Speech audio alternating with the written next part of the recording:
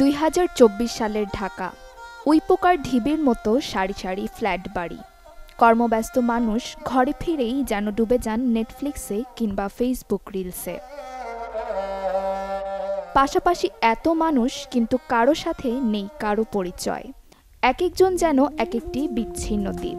চলুন দর্শক, ক্যালেন্ডারের পাতাকে 30 বার পিছনে উল্টাই। চলে যাই 90-এর দশকে।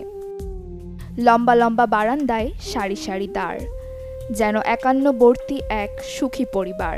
আজ আপনাদের শোনাবো হারিয়ে যাওয়া একান্নবর্তী পরিবারের গল্প। এক ছাদের নিচে 3-4 ভাই সংসার পেতেছেন। ঘরের কর্তা বৃদ্ধ দাদা, রান্নাঘরের কমান্ডার ইন চিফ বৃদ্ধা দাদি, চাচা চাচি বাবা মা যেন এক শান্তির বটবৃক্ষ। রান্না হয় এক চুলায়, একই টেবিলে লাইন ধরে হয় মধ্যাহ্নভোজ। স্কুল থেকে ফিরে এক বারান্দায় চড়ুই ভাতি কিংবা সন্ধ্যাবেলায় লাইন ধরে বসে ম্যাগাজিন অনুষ্ঠান ইত্যাদি দেখা। কি মনে পড়ে যাচ্ছে সেই দিনগুলোর কথা? কেনই বা পড়বে না? বলছি আপনারই পরিবারের হারিয়ে যাওয়া গল্প।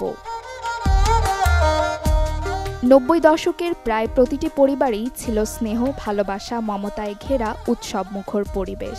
পরিবারের বয়োজ্যেষ্ঠদের শাসন, শিক্ষা আর স্নেহে বেড়ে উঠত সে সময়ের শিশুরা, যা পরিবারের ছোট সদস্যদের মানসিক বিকাশে গুরুত্বপূর্ণ।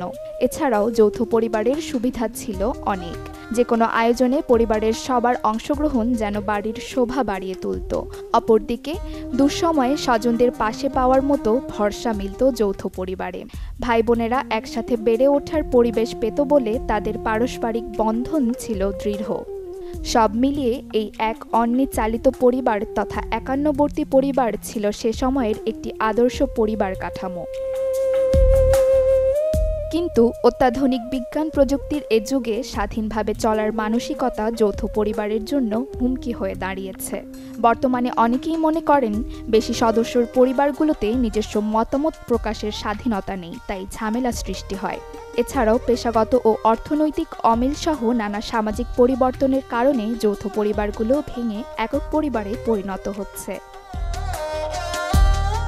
আর তাই 19 শতকের নাটক, সিনেমা কিংবা সাহিত্য উপন্যাসের পাতাই কেবল স্মৃতি হয়ে রয়ে গেল আবেগমাখা একান্নবর্তী পরিবার। নসিন নাওয়ার, চ্যানেল 24।